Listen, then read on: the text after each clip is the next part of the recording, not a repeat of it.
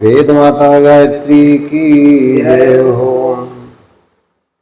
आज मृत्यु और परलोक का एक अध्याय जिसमें स्वार्थ की मीमांसा की गई है। एक बार नारद मुनि ने कृष्ण महाराज की सेवा में उपस्थित होकर उसे आत्मज्ञान प्राप्त करना चाहा। क्या कहा श्री कृष्ण जी से कि महाराज हमें आत्मज्ञान की जरूरत है। महाराज ने उन्हें अधिकारी नहीं समझा। श्री कृष्ण ने उन्हें अधिकारी नहीं समझा कि यह व्यक्ति आत्मज्ञान अभी नहीं पा सकता है। उन्होंने कह दिया, यानी उपदेश उनको नहीं दिया और वो वापस चले गए। दूसरे अवसर पर नारद ने आकर फिर वही प्रश्न किया कि महाराज हमें आत्मज्ञान चाहिए।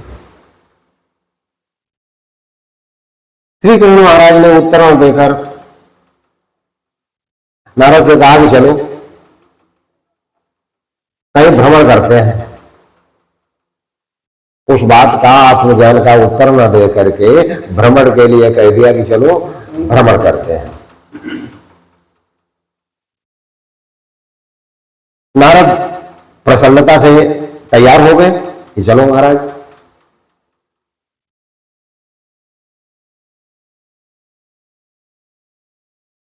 अब धीरे धीरे धीरे धीरे दोनों जा रहे हैं।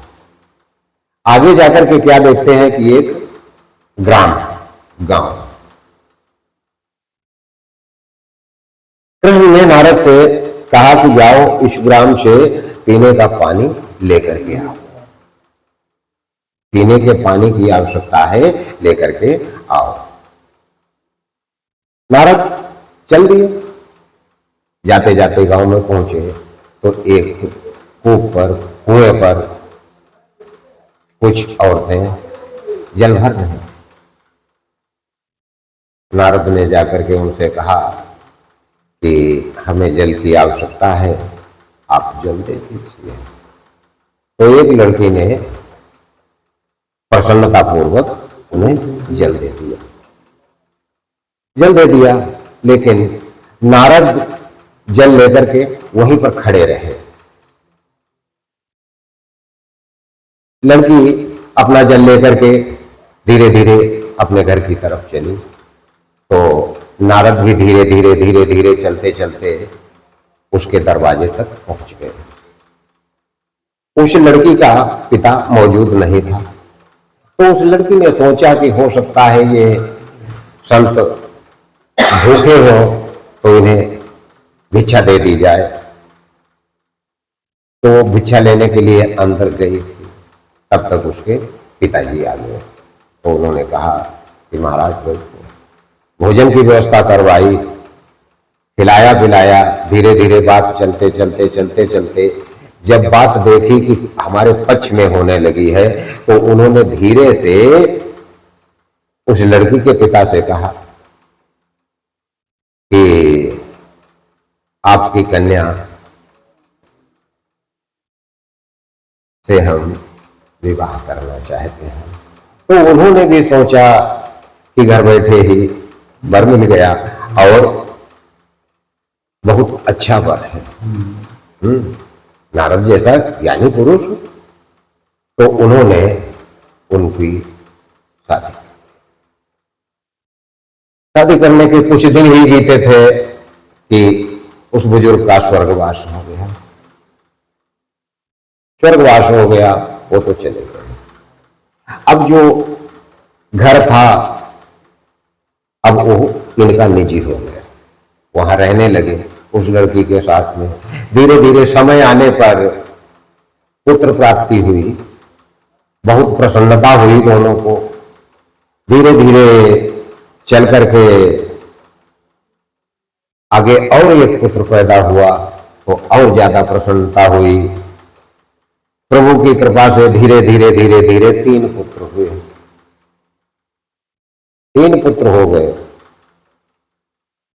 अपना कार्य सुचारू रूप से चलाते रहे। एक समय ऐसा आया जो इतनी भीषण बरसात हुई कि बाढ़ आ गई। गांव में लोग इधर उधर भागने लगे ऊंची जगहों पर। तो नारद ने भी सोचा कि बच्चे छोटे छोटे तो हैं, एक थोड़ा बड़ा है, तो उस बड़े वाले को एक हाथ से पकड़ लिया और दो बच्चों को अपने कंधे पे बिठा लिया, एक औरत को हाथ से पकड़ लिया। धीरे धीरे जा रहे हैं तो पानी का कुछ वेग इतना तेज आया कि उनका लड़का गिर करके बह गया।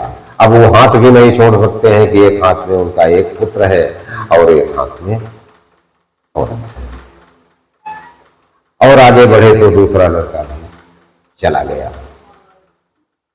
धीरे धीरे धीरे धीरे तीसरा लड़का भी गिर गया। गिरने के बाद वो बह गया।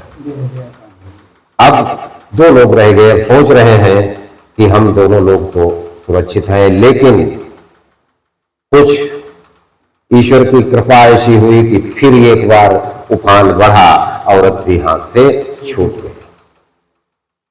गई। इन्होंने सोचा कि हमारा तो सब कुछ चला गया। ये धीरे धीरे चल दिए, चलते चलते चलते चलते वहां पहुंचे जहां से जल लिया था। वहां पर पहुंच गए। तब इन्हें होश आया कि श्री कृष्ण महाराज ने जल मंगाया था। कितने समय बीत चुका है, हाँ, अब हमको याद आई है जब हम सब कुछ खो चुके हैं। तो यह आख्यायिका इस बात से हमें प्रेरित करती है कि जो कुछ भी उस परमपिता परमात्मा ने हमें दिया है वो सब उसका दिया हुआ है, वो सब उसका दिया हुआ है। हम अपनी खुशी खुशी उसको समर्पित कर दें तो सबसे अच्छा रहेगा। अगर हमें दुख है तो समझिए दुख किस बात का, स्वार्थ लगा है,